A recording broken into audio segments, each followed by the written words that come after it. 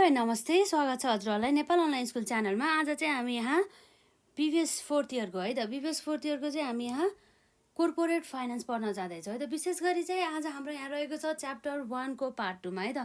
र आज चाहिँ हामी जुन हाम्रो विशेष गरी यो पार्ट 2 मा चाहिँ सानो कन्सेप्टलाई मात्रै कभर गर्छौँ। र यदि हजुरहरूले यसभन्दा अघिका जुन हाम्रो पार्ट 1 रहेको छ जुन च्याप्टर 1 सँग सम्बन्धित हेर्नु भएको छैन भनेदेखि हेर्नु होला है त।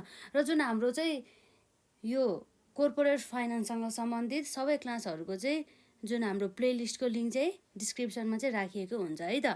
र यसरी चाहिँ आज हाम्रो यहाँ पार्ट 2 मा चाहिँ अब हामीले यहाँ हेर्न जाँदैछौँ जुन हाम्रो यसरी यहाँ रहेको छ corporate finance and the other functional areas भन्ने कुरा रह्यो है त। जुन हाम्रो कोर्पोरेट फाइनेन्स र अरू फङ्सनल एरियाहरू बिचको चाहिँ सम्बन्ध के छ, किन चाहिँ कोर्पोरेट फाइनेन्स चाहिँ जुनसुकै फङ्सनल एरियाहरूको लागि चाहिँ आवश्यक पर्छ भन्ने कुरा चाहिँ हामी यहाँ हेर्न जाँदैछौँ है त। र यसरी चाहिँ हामीले यसभन्दा अघिका क्लासमा चाहिँ धेरै कन्सेप्टहरू हामीले कभर गरिसकेका छौँ, जसमा चाहिँ हामीले फाइनेन्सको बारेमा बुझ्यौँ र यसै गरी फाइनेन्सको प्रकारको बारेमा बुझ्यौँ है त। र जसमा हामीले हेरेको भनेको फाइनेन्स भनेको के रहेछ भन्दा चाहिँ हामी हल्का रिभिजन गरौँ। यसमा फाइनेन्स भन्ने बित्तिकै हाम्रो चाहिँ यसमा चाहिँ फन्डिङ भन्ने कुरा बुझिन्छ है त। Funding through the money or the any other financial assets भन्ने कुरा रहेको छ है त। र यसरी चाहिँ अब हाम्रो फाइनेन्स अन्तर्गत पनि फाइनेन्स चाहिँ 3वटा प्रकारको हुन्छ है त।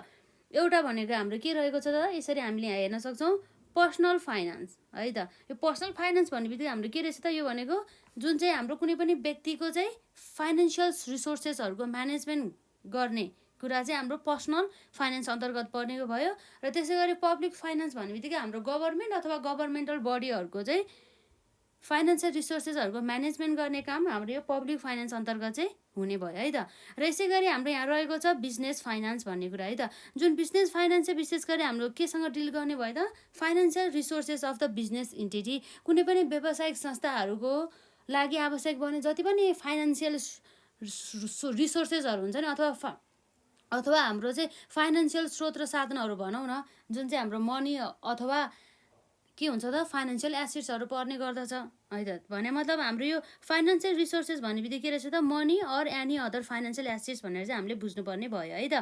र यसरी हेर्दाखेरि हाम्रो के रहेछ त, यसमा हेर्दाखेरि public finance deals with the management of the financial resources of a government अथवा गभर्मेन्टल बडी। र हाम्रो बिजनेस फाइनेन्स जसलाई हामीले कोर्पोरेट फाइनेन्स पनि भन्न सक्छौँ अथवा फाइनेन्सियल म्यानेजमेन्ट भनेर पनि बुझ्न सक्छौँ। र यसको सिनोनिममा हामीले यसरी म्यानेजरियल फाइनेन्स भनेर पनि यो शब्दलाई चाहिँ हामीले युज गर्न सक्छौँ है त। जुन चाहिँ अब हाम्रो यहाँ रहेको छ यसरी जुन चाहिँ व्यवसायिक कुनै पनि व्यावसायिक संस्थाको चाहिँ फाइनेन्सियल रिसोर्सेसहरू म्यानेजमेन्ट गर्ने काम चाहिँ हामी सबै केमा पर्ने भयो त, बिजनेस फाइनेन्स अन्तर्गत चाहिँ पर्ने भयो है त। र यसरी चाहिँ अब हामीलाई थाहा छ कुनै पनि व्यावसायिक संस्थाको लागि आवश्यक पर्ने जुन हाम्रो फाइनेन्सियल रिसोर्सेसहरू हुन्छ, त्यो फाइनेन्सियल रिसोर्सेस चाहिँ हाम्रो इन्टरनल रिसोर्सेस पनि हुन सकिन्छ अथवा एक्सटर्नल रिसोर्सेस पनि हुन सकिन्छ। जस्तै हाम्रो त्यस एक्सटर्नल र इन्टरनल रिसोर्सेस अन्तर्गत पर्ने भने के भयो त, इक्विटी सेयर अथवा स्टक सेयर अथवा प्रिफरेन्स सेयर्सहरू भयो, अथवा बोन्ड अर डिभेन्चर भयो, अथवा हाम्रो लङ टर्म लोनहरू भयो है त। र विशेष गरी चाहिँ हाम्रो 2 मार्क्समा सोध्यो भनेदेखि हामीले कोर्पोरेट फाइनेन्सको डेफिनेसन यस प्रकार हामी लेख्न सक्छौँ। जुन हाम्रो 2 मार्क्समा सोधेको how do you define the corporate finance भनेर सोधेको छ। त्यसै गरी हाम्रो कोर्पोरेट फाइनेन्स र फाइनेन्सियल म्यानेजर भनेको को रहेछ, र यसको चाहिँ हामीले स्ट्रक्चरहरू हेरिसक्यौँ। कुनै पनि अर्गनाइजेसनमा चाहिँ नर्मली चाहिँ के हुन सकिन्छ त, फाइनेन्स फङ्सनको चाहिँ कसरी चाहिँ यसको चाहिँ स्ट्रक्चर गरेको हुन्छ, यसको स्ट्रक्चर चाहिँ कसरी बनेको हुन्छ भन्ने कुरा भयो है त।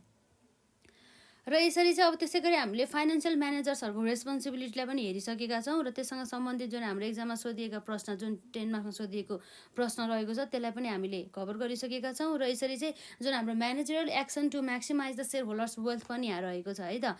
र यसै गरी अब हाम्रो यहाँ आजको लागि मेन गरी विशेष टपिक भनेको corporate finance and the other functional areas भनेको छ है त।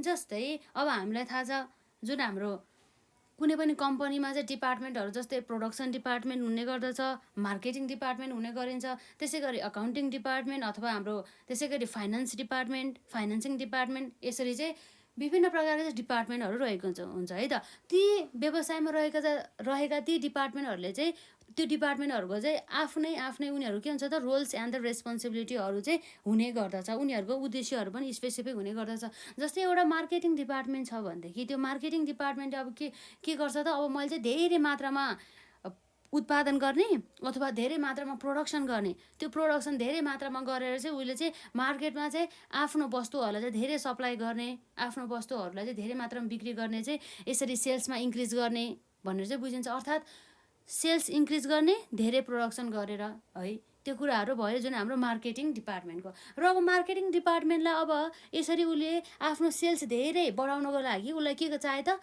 उत्पादन पनि धेरै हुनु पर्यो। अब उत्पादन धेरै गर्नको लागि अब प्रोडक्सन डिपार्टमेन्टले के गर्नुपर्ने भयो त भन्दा उसले अब विभिन्न प्रकारका रिसोर्सेसहरू, विभिन्न प्रकारका स्रोत र साधनहरूलाई अथवा विभिन्न प्रकारका कच्चा पदार्थहरूलाई चाहिँ युज गरेर चाहिँ है त, ती कच्चा पदार्थहरूलाई चाहिँ युज गरेर उसले अब के गर्नुपर्ने भयो त, ती कच्चा पदार्थहरूलाई युज गरेर उसले चाहिँ उत्पादन चाहिँ बढाउनु पर्ने भयो है त। यी कुराहरू भयो। यसरी चाहिँ प्रत्येक डिपार्टमेन्टहरू जस्तै अब हाम्रो यहाँ रहेको छ, यसरी हेर्दाखेरि चाहिँ हाम्रो एउटा कोर्पोरेट फाइनेन्सको चाहिँ सम्बन्ध चाहिँ हामीले केसँग देख्न सक्छौँ त भन्दा हाम्रो चाहिँ मार्केटिङ डिपार्टमेन्टसँग, त्यसै गरी हाम्रो प्रोडक्सन डिपार्टमेन्टसँग र त्यसै गरी हाम्रो ह्युमन रिसोर्सेस डिपार्टमेन्टसँग। अब जस्तै ह्युमन रिसोर्सेस डिपार्टमेन्ट भन्ने बित्तिकै अब हामीलाई थाहा छ जुन ह्युमन रिसोर्स डिपार्टमेन्ट जसलाई हामीले एचआर डिपार्टमेन्ट पनि भन्छौँ, जसले चाहिँ व्यवसायमा चाहिँ आवश्यक पर्ने नलेजेबल व्यक्तिहरू, सक्षम व्यक्तिहरूको चाहिँ यसरी चाहिँ नियुक्त गर्ने र यसरी नियुक्त भएका व्यक्तिहरूलाई चाहिँ कति स्यालेरी दिने, के गर्ने, उनीहरूको चाहिँ व्यवस्थापन गर्ने काम, उनीहरूको कुनै पनि व्यक्तिको पोजिसनहरू के हो, उनीहरूको क्वालिफिकेसन अनुसार भनेर सबै चाहिँ डिसिसन लिने काम हाम्रो ह्युमन रिसोर्स डिपार्टमेन्ट अर्थात् हाम्रो एचआर डिपार्टमेन्टले चाहिँ गर्ने गर्दछ। र अर्को भनेको हाम्रो प्रोडक्सन डिपार्टमेन्ट, जसले चाहिँ वस्तु तथा सेवाहरू चाहिँ उत्पादन गर्ने गर्दछ। निरन्तर रूपमा यसको काम भनेको के हो त, जस्ट वस्तु तथा सेवाहरूलाई चाहिँ उत्पादन गर्ने। जुन उत्पादित वस्तुहरूलाई चाहिँ हाम्रो मार्केटिङ डिपार्टमेन्टले के गर्छ त, धेरै अब एडभर्टिजमेन्टहरू गरेर हुन्छ कि अथवा विभिन्न प्रकारका पब्लिक रिलेसनहरू क्रिएट गरेर हुन्छ कि अब यो मार्केटिङ डिपार्टमेन्टले के गर्छ त, सेल्स गर्ने गर्छ त्यो उत्पादन भएको वस्तुलाई है त। यसरी चाहिँ हामीले हेर्न सक्छौँ प्रत्येक डिपार्टमेन्टहरू, चाहे त्यो हाम्रो फाइनेन्स डिपार्टमेन्ट होस्, चाहे हाम्रो मार्केटिङ डिपार्टमेन्ट होस्, चाहे हाम्रो प्रोडक्सन डिपार्टमेन्ट होस् अथवा हाम्रो ह्युमन रिसोर्स डिपार्टमेन्ट होस् है त, त्यो प्रत्येक डिपार्टमेन्टहरूले चाहिँ आफ्नो क्षेत्रभित्र रहेर चाहिँ उनीहरूले आफ्नो काम गर्नुका साथै उनीहरूको चाहिँ स्पेसिफिक उद्देश्यहरू चाहिँ हासिल गर्ने गर्दछ। ती उद्देश्यहरू हासिल गर्नको लागि चाहिँ उनीहरूलाई के चाहिन्छ त, फन्ड चाहिन्छ अर्थात् मनी चाहिन्छ। जस्तै अब हाम्रो ह्युमन रिसोर्स डिपार्टमेन्टलाई यसरी जुन आवश्यक पर्ने नलेजेबल व्यक्तिहरू अथवा इम्प्लोइहरू अथवा कर्मचारीहरूको चाहिँ नियुक्ति गर्दा अथवा उनीहरूलाई चाहिँ उनीहरूले काम गरेको बापत चाहिँ उनीहरूलाई चाहिँ के दिनुपर्छ त, ज्याला अथवा स्यालेरी दिनुपर्ने हुन्छ है त। हो त्यस्तो अवस्थामा स्यालेरी दिँदाखेरि पनि के चाहियो त, उनीहरूलाई फन्ड चाहियो, पैसा चाहियो है त। उनीहरूले बोनसको रूपमा होस् अथवा अलाउन्सको रूपमा होस् अथवा स्यालेरीको रूपमा होस् है, त्यो सबै चाहिँ यसरी एचआर डिपार्टमेन्टले चाहिँ क्यापेसिटी अनुसार चाहिँ इम्प्लोइहरूलाई अथवा वर्करहरूलाई चाहिँ लेबरहरूलाई भनौँ न है, उनीहरूलाई चाहिँ यसरी ज्यालाहरू दिने काम गर्दछ। र त्यसै गरी हाम्रो प्रोडक्सन डिपार्टमेन्ट पनि उसले वस्तु त सेवाहरू त्यतिकै उत्पादन गर्न सकिन्छ त, सक्दैन। त्यसका लागि चाहिँ उसलाई विभिन्न प्रकारका चाहिँ जस्तै उसले अब के चाहिन्छ त, पहिला इनपुट हाल्नु पर्यो। इनपुट हालिसकेपछि के चाहिन्छ उसलाई, त्यो इनपुट हालिसकेपछि के हुन्छ त, प्रोसेसिङ हुने भयो। प्रोसेसिङ पछि बल्ल हाम्रो आउटपुट आउँछ। अब यो प्रोसेसिङ गर्दाखेरि पनि अब के चाहिन्छ त, विभिन्न प्रकारका चाहिँ खर्चहरू, विभिन्न प्रकारको ओभरहेडहरू, फ्याक्ट्री ओभरहेडहरू हुन्छ हो, तीहरू चाहिँ लाग्ने गर्दछ। र त्यसै गरी हाम्रो इनपुटभित्र हाम्रो के हुन सकिन्छ त, जस्तै हाम्रो यहाँ कच्चा पदार्थ जसलाई हामीले के भन्छौँ, र मेटेरियल, यो र मेटेरियल पनि किन्नु पर्यो। त्यसै गरी यसरी प्रोडक्सन गर्नको लागि चाहिँ विभिन्न प्रकारका औजारहरू, मेसिनहरू अर्थात् हाम्रो इक्विपमेन्ट्सहरू, प्लान्ट एन्ड इक्विपमेन्ट अथवा प्लान्ट एन्ड मेसिनरीहरू त्यो चाहिँ खरिद गर्नुपर्ने हुन्छ हो। त्यो खरिद गर्नको लागि, र मेटेरियलहरू खरिद गर्नको लागि र यसरी प्रोडक्सन कार्यमा सहभागी हुने सम्पूर्ण लेबरहरूलाई अथवा वर्करहरूलाई ज्याला दिनु पर्यो, उनीहरूले काम गरे बापत है त। यसको लागि पनि उनीहरूलाई के चाहिन्छ, फन्ड नै चाहिन्छ। र त्यसै गरी मार्केटिङ डिपार्टमेन्टलाई पनि यसरी विज्ञापन गर्नको लागि, पब्लिक रिलेसनहरू क्रिएट गर्नको लागि पनि फन्डको आवश्यकता पर्ने गर्दछ है त। त्यही भएर चाहिँ अब हामीले के भनेर बुझ्न सक्छौँ भन्दाखेरि चाहिँ हाम्रो यो फाइनेन्स हुन्छ नि, यो जुन हाम्रो फाइनेन्स डिपार्टमेन्टले चाहिँ के गर्छ त, विशेष गरी चाहिँ कुन कुन कार्यको लागि, व्यवसायसँग सम्बन्धित रहेका चाहिँ कुन कुन कार्यको लागि चाहिँ कति बजेटहरू छुटाउने, कति खर्च गर्ने, कति खर्च नगर्ने, कुन क्षेत्रमा बढी खर्च गर्ने, कुन क्षेत्रमा खर्चै नगर्ने, कुन क्षेत्रमा कम खर्च गर्ने भन्ने कुराहरू चाहिँ सम्पूर्ण डिसिजन्सहरू है त, सम्पूर्ण डिसिजन्सहरू चाहिँ हाम्रो चाहिँ यो फाइनेन्स डिपार्टमेन्टले चाहिँ लिनुपर्ने हुन्छ है त। त्यही भएर चाहिँ हामीले के भन्न सक्छौँ भन्दा चाहिँ जुन फाइनेन्स डिपार्टमेन्टले चाहिँ अन्य डिपार्टमेन्ट जस्तै हाम्रो मार्केटिङ डिपार्टमेन्ट, प्रोडक्सन डिपार्टमेन्ट र त्यसै गरी हाम्रो रिसोर्स डिपार्टमेन्ट है त, त्यसै गरी हाम्रो के डिपार्टमेन्ट भयो त ह्युमन रिसोर्स डिपार्टमेन्ट, एचआर डिपार्टमेन्टहरूसँग चाहिँ उनीहरूले चाहिँ कार्यान्वयन गरेर चाहिँ सँगसँगै चाहिँ अगाडि बढ्नुपर्ने चाहिँ हुन्छ है त। त्यो कुराहरू भयो।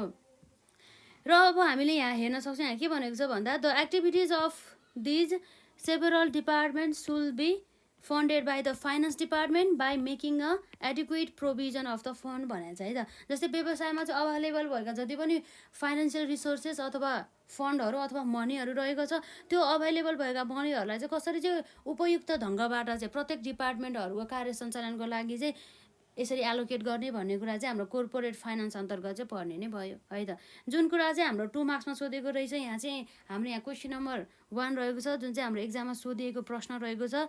यहाँ के भनेको छ भन्दा चाहिँ वाइ सुल the financial manager work together with other functional manager. Other functional managers अर्थात् अदर फङ्सनल म्यानेजर्स अन्तर्गत हाम्रो कुन कुन डिपार्टमेन्ट पर्ने भयो त?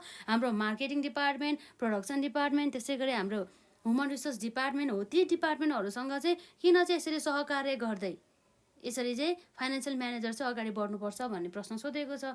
अब किन भन्दाखेरि प्रत्येक डिपार्टमेन्टमा चाहिँ फन्डको आवश्यकता पर्दछ, हो त्यो फन्डहरूको चाहिँ अब कमी नहोस् भनेर चाहिँ यसरी फाइनेन्स डिपार्टमेन्टले चाहिँ कोअपरेट गर्नुपर्ने हुन्छ है त हाम्रो अदर फाइनेन्सियल एरिया अन्तर्गत। त्यो कुराहरू भयो। लगभग हाम्रो यससँग सम्बन्धित रहेका कन्सेप्टहरू भनेको हाम्रो यति नै रहेको छ। र अब हामी यहाँ चाहिँ आजलाई चाहिँ यति नै गर्छौँ। यो चाहिँ हाम्रो सर्ट कन्सेप्ट है, यो चाहिँ हाम्रो आजको जुन पार्ट 2 चाहिँ एकदमै हाम्रो सर्ट क्लास भयो। र यसरी चाहिँ आज हामी यति नै गर्छौँ र नेक्स्ट पार्टमा चाहिँ अब हामी यो च्याप्टरलाई चाहिँ हामी फिनिस गर्न सक्छौँ है त। जस्तै हाम्रो त्यसमा चाहिँ हाम्रो जस्तै यो जुन एजेन्सी प्रब्लमको बारेमा बुझ्छौँ र साथसाथै हाम्रो एजेन्सी प्रब्लम भन्दा अगाडि चाहिँ हामी एजेन्सी रिलेसनसिप र एजेन्सी प्रब्लमको बारेमा डिल गर्छौँ र त्यसपछि हाम्रो कोर्पोरेट गभर्नेन्सका साथसाथै हाम्रो बिजनेस इथिक्सको बारेमा चर्चा गर्छौँ र त्यसपछि चाहिँ हाम्रो लगभग यस च्याप्टरसँग सम्बन्धित इम्पोर्टेन्ट कन्सेप्टहरू चाहिँ हाम्रो यहीँ सकिन्छ है त। लगभग यसको 3वटा नभए चाहिँ अब 4वटा पनि भन्न सकिन्छ है त पार्ट, त्योभन्दा बढी चाहिँ नहोला सायद। र त्यसपछि चाहिँ हामी च्याप्टर 2 जुन हाम्रो financial markets and the institution भन्नेको बारेमा कुरा गर्छौँ र त्यसपछि हाम्रो थर्ड च्याप्टरबाट चाहिँ है त थर्ड च्याप्टरबाट चाहिँ हाम्रो बल्ल चाहिँ न्युमेरिकल क्वेसनहरू चाहिँ रहेको छ। र आजलाई चाहिँ हामी यति नै गर्छौँ र यदि हजुरहरूलाई केही प्रश्नहरू छ भने कमेन्ट सेक्सनमा राख्नु होला र यसभन्दा अघिका क्लासेसहरू अटेन्ड गर्नुभएको छ भने गर्नु होला। र जुन हाम्रो यसै जुन कोर्पोरेट फाइनेन्ससँग सम्बन्धित रहेका प्रत्येक क्लासेसहरूको प्लेलिस्ट चाहिँ हाम्रो डिस्क्रिप्सनमा हुने गर्दछ है त। र आजलाई चाहिँ हामी यति नै गरौँ।